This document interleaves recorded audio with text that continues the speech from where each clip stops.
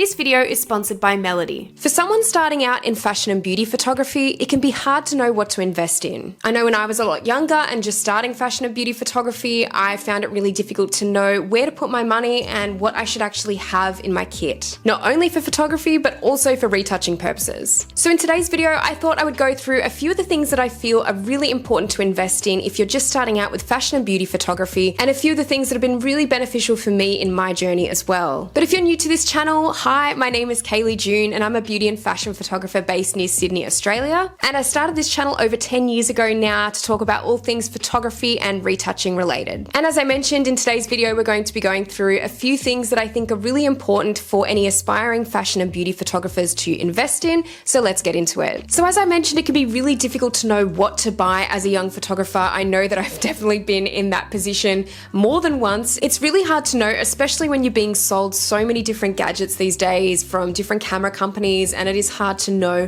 what you should put your money into and what things you could probably pass on for now. But I'm going to jump straight into the first thing that I think you should invest in if you're an aspiring fashion and beauty photographer, and that is a graphics tablet. Now, a graphics tablet is something that I've had for a really long time, and admittedly, if you don't have a graphics tablet, it's not going to be the end of the world, but I do think it makes your life so much easier and your whole workflow becomes a lot more efficient. I know for a lot of beginners, they tend to find using graphics tablets really funny and just uncomfortable in a sense. They're not used to it, and I think that's really what it comes down to. So a lot of people don't bother to invest in them, but I do think that they're a really great investment specifically for fashion and beauty photographers, and this really comes down to retouching. A good graphics tablet is going to give you better precision with your retouching and ease, and it's usually not going to be as awkward as if you're using a mouse or a trackpad. And yes, I have used a trackpad in the past to retouch. No, it is not fun.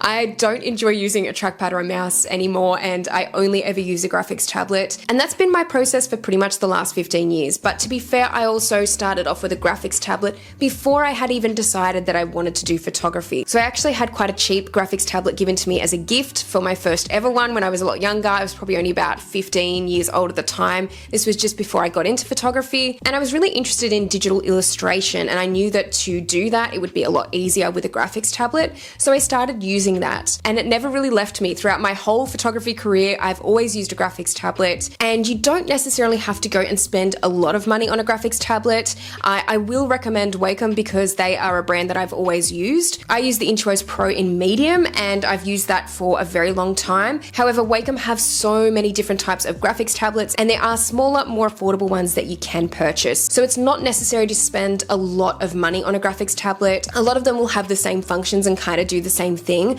but if you want that little bit more finesse with your retouching and that bit more precision, especially if you're doing dodging and burning, and especially if you're doing a lot of beauty work, definitely invest in a graphics tablet. Now, the next thing I would recommend to invest in for a fashion or beauty photographer is a macro lens. Now, you might be thinking as an aspiring fashion photographer, why would I need a macro lens? It doesn't sound like something that I would need, but you'd be really surprised the kinds of compositions and angles you can achieve with a macro lens when you're doing even fashion photography. Obviously, this is something that I would highly recommend for beauty photography. I feel like you almost can't go without a macro lens for that. There are some sneaky techniques that you can use to get around not having a macro lens if you really want one and you're doing beauty and fashion photography, but I would say to invest in a good macro lens is a really good idea. Like I said, fashion photography is evolving these days, and especially if you're doing more commercial style fashion photography, or if you're doing any product work, even if you're doing e-commerce, you need some close-ups on things, it really comes in handy more often than what you would think. And especially, as I mentioned with beauty photography, it really is a must in a lot of ways, and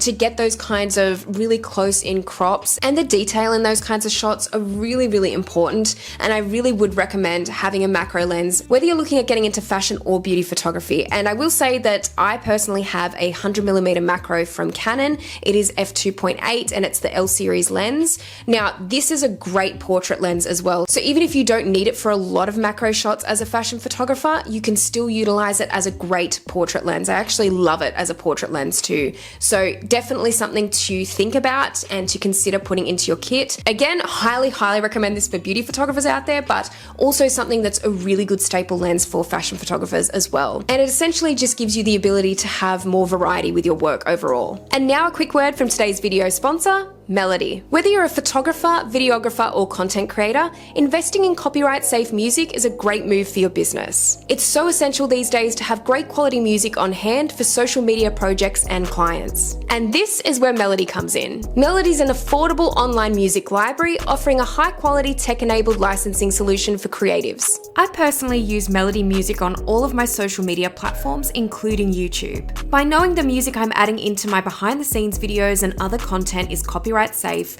I can stress less about any potential copyright strikes or takedowns. Melody has just released a new limited time subscription tier to their pricing options called Lifetime Deals. This means that you'll never have to pay a monthly subscription again and you'll only pay once. Pay just once and say goodbye to dreaded monthly subscriptions. You'll receive lifetime access to the best high-quality premium music for all of your projects, with new music added weekly. Creator or Pro plans are available for this offer, with Pro subscribers also having access to thousands of stems, song versions, and WAV files. Melody have also been kind enough to offer an amazing deal to my viewers. For a limited time, use the code KayleighCreator to get 75% off a lifetime creator plan, which will end up being just $99.75 from $3.99. Or use the code KayleighPro for 75% off a lifetime pro plan, which will be just $199.75 from $7.99. If you're interested in this limited time lifetime deal, make sure to click the link in the description box below to find out more. This offer is only available to the first 1,000 customers for each code. Thanks again to Melody for sponsoring this video. So jumping into the next thing now that I think is really important to invest in as a beauty and fashion photographer, and that is a good monitor. Now I know it can be really confusing when you're looking for a monitor for your computer because there are so many out there and it's really hard to determine which specs you need, what is kind of like irrelevant for what you're doing, and I think mainly this is all going to be based around your retouching and viewing your photos. So obviously you do want to be getting a monitor that is really good for color. Peak color accuracy and optimized calibration aspects are really important things to look for in a monitor. I don't want to be too specific here because I think there's a lot of great monitors out there these days and you don't need to go spending thousands upon thousands of dollars on a good monitor. However, it's always nice if you've got the money to do that. But if you don't, there's lots of different brands out there these days that are really making waves with their monitors, and especially for photo editors in particular. So obviously if you're using a Mac, Apple have really great screens for photo editing. I think that is really part of the reason why it is such an industry standard in some ways. However, if you do not use Mac, there are a lot of other brands that you can check out like Dell, Asus, and BenQ, and all of these brands really have some dedicated kind of monitors for photo editors, for retouching, for that kind of workspace. And you will tend to see that they do actually market some of their monitors specifically towards that kind of industry. So I do highly recommend going and checking out some of those brands to see what monitors they offer. I will put some specs on the screen here and just some details about kind of the basics of what to look for in a monitor if you're a photo editor or photographer. But especially if you're a fashion and beauty photographer and you also do your own retouching, color accuracy and detail in general is going to be so important. So that is definitely something to invest in. As I said, there's so many specs that you can really go into detail about when you're looking for a monitor. I don't think you need to go into the real technicalities of a lot of it, but if you just know the basics of what you're after and specifically looking among some of the biggest brands out there too, you will see that they have their own dedicated monitors and that for photography, photo editing, that they tend to market, like I said, towards those industries. So that can be a really good starting point if you're looking for a monitor. Now, the next thing that I would invest in as a fashion and beauty photographer is a couple of backdrop rolls that I know I'm going to use over and over again. And I would highly recommend this, especially if you are working in the studio a lot, but also if you're working outside, because I've still used backdrop rolls even outside, not just in the studio. And this is really important. I would say this is so important because when you're working in different studios, and especially if it's not your own studio, you may be working by chance in terms of what color backdrop rolls these studios have. And too many times I have rocked up to a studio before that I've hired thinking that they would have a really good array of colors or they'd have the kind of colors that I wanted, and they didn't. And it's really hard because many studios can't carry every color of the rainbow of backdrop rolls, and unfortunately a lot of them don't have the space for it, and they can be really expensive too. So there has been times where I've been quite lucky with the kinds of colors that I've been after, but there's a few colors in particular that I really like to work with in my own work, a few types of neutrals that I specifically like, and I have tried a lot of others when I've been shooting in different studios and other places, and they haven't quite matched up to the ones that I really like to use on average. And I think that's just the style of my work now. I think that I just prefer certain tones in my work. work. And if the studio I'm working in doesn't necessarily have that, then it can be really difficult to get what I want out of a photo shoot. Backdrop rolls make a much bigger difference, I think, than a lot of people actually realize, and the color of the backdrop roll. So I definitely feel that that's something to start taking notice of if you find that your work is not really where you want it to be, especially in studio. Really consider the backdrop colors and the toning of the images too, and how everything contrasts. Because if you can purchase a couple of backdrop rolls that are colors that you think you are going to be using time and time again, maybe experiment in different studios, maybe experiment with a few different backdrop rolls first, and then choose the ones that you think you're going to be using time and time again. Because then you always have a backup if you go to a studio and they don't have the type of color or toning that you want in a backdrop roll. But it also means you've got it for yourself, so you can really take it anywhere you need to. And that's just the really good thing about purchasing a couple for yourself as well, because you always know you've got them. I always like to say, if you're a little bit scared about purchasing the full-size backdrop rolls, the ones that are around about 3 meters long, you can always go for a half backdrop roll, which I think is a much more suitable version for a lot of beauty shots, especially. I don't believe that you need a 3-meter backdrop roll for beauty shots. It can sometimes feel a bit overkill, especially if you're buying it yourself too. It can be expensive to buy backdrop rolls. So you can go for a half backdrop roll, and some fashion shots will work on it. But if you're doing a lot of full body fashion, that's usually when you sort of start to move into the 3-meter rolls a bit more. But again, I think it's a great idea to invest in a couple of rolls just in colors that you really love to use in your work, or you think you'll use a lot, and especially even for clients, because you know then you've always got a backup. And I will say that clients actually love you for it too when you have that backup, and especially if they're after that kind of toning as well. So definitely good to have a few in reserve. Now, the next thing I think you should invest in is probably an obvious one to a lot of people, but it's a good editing system. So it doesn't necessarily matter which one you use. Of course, there's going to be different features across different programs. I think it's really good to make yourself aware of those features so that you know if you are going into purchasing a specific software, or you're looking at signing up for a subscription with one, that you know what you're getting from it. Obviously, there's programs like Adobe Photoshop, Adobe Lightroom. You could go for something like Affinity Photo instead, or Photo AI. Capture One is also a really big choice for a lot of photographers. I actually use a couple of different photo editing softwares. It really depends on the day and depends on what I want to be doing. Personally, I don't love having to jump into Photoshop all the time on my computer because it can be a little bit hardware heavy, and it does slow down your computer a lot when you're in there as well. I really use a combination of some of these programs. So I actually use each of these programs really depending on what I'm doing. I use Capture One for a lot of my professional color grading because I feel that Capture One's color grading system is just great. I always love how my images turn out when they've been processed through there. The color rendition is wonderful. And then I tend to do a lot of my detailed photo retouching in Photoshop or even Affinity Photo. And then even sometimes I love Photo AI if I just have to get a batch of images out a little bit more quickly and I have quite a bit of retouching to do on them. That will save so much time by going into that program. So I actually like to use a variety of them, as I mentioned. Lightroom is probably the one that I don't use as much these days. However, I do still use it depending again on what I'm doing. And sometimes I use Lightroom for some of my social media stuff as well. I've got some presets through there that I really like to use, and I find it's a really quick program to use in that way. So as I said, it doesn't necessarily matter which one you pick, and they all have their benefits and maybe disadvantages in some programs.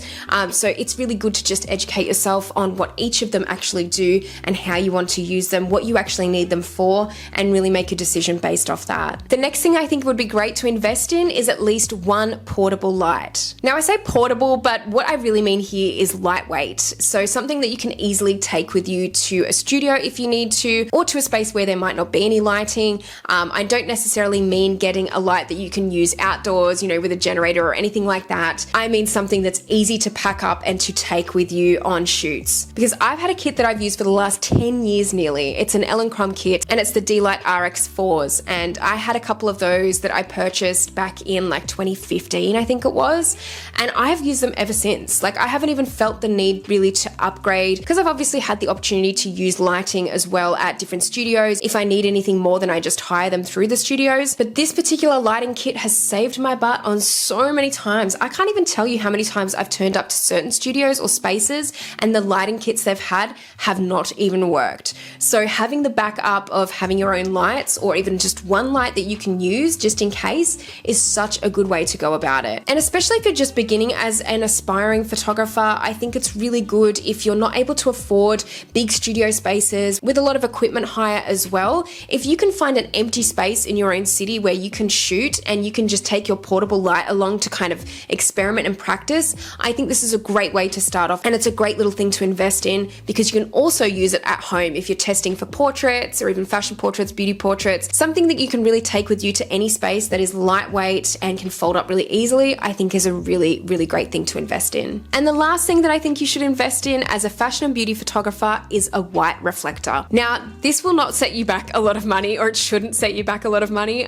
There's plenty of white reflectors that you can buy online on Amazon, eBay, wherever. You can buy them really cheap. It doesn't need to be anything expensive or extravagant. It's literally just a white reflector, a small rounded white reflector that you can easily use and hold on your photo shoots. This is something that I think all portrait photographers should have, and it's also something that is going to be so versatile for all the types of shots that you'll likely be doing. And I say white reflector too because initially I invested in something that was like a silver and gold reflector, and I used the silver side of it for a very, very long time, and only realized kind of years in that that was what was making my images not quite right, or not quite the style that I wanted them to be. And I felt that it was just making the skin look metallic. It was just kind of throwing the colors off a little bit in the image too. It was also giving the skin that kind of a little bit more of a silvery gray effect, and I didn't love it. So once I actually found out that was really what was just causing the lighting issues in a lot of my beauty photos, I immediately switched to a white reflector, and the rest is history. And I love using a white reflector now. I use it for an extra catch light sometimes in the model's eyes, and to just bounce that little bit more into their face when I'm working in studio a lot of the time. I honestly think it's just such an essential piece of equipment for any fashion and beauty photographer, and really, really highly recommend just investing in one of those from the beginning. Well, thank you so much for watching this video today, and if you liked it, please give it a thumbs up, and if you haven't subscribed to my channel already, make sure you do because I'll be posting a lot more in future. Let me know down in the comment section below what you think fashion and beauty photographers should invest in, especially in the beginning, and what things you think are most important, because I'd love to hear your thoughts as well. Let me know if any of the things that I've listed here today you already have or you've invested in yourself, because I'd love to hear that too. And another quick reminder to go check out Melody to take advantage of their new lifetime deal offer. But thank you so much for watching this video today, and I'll see you in the next one.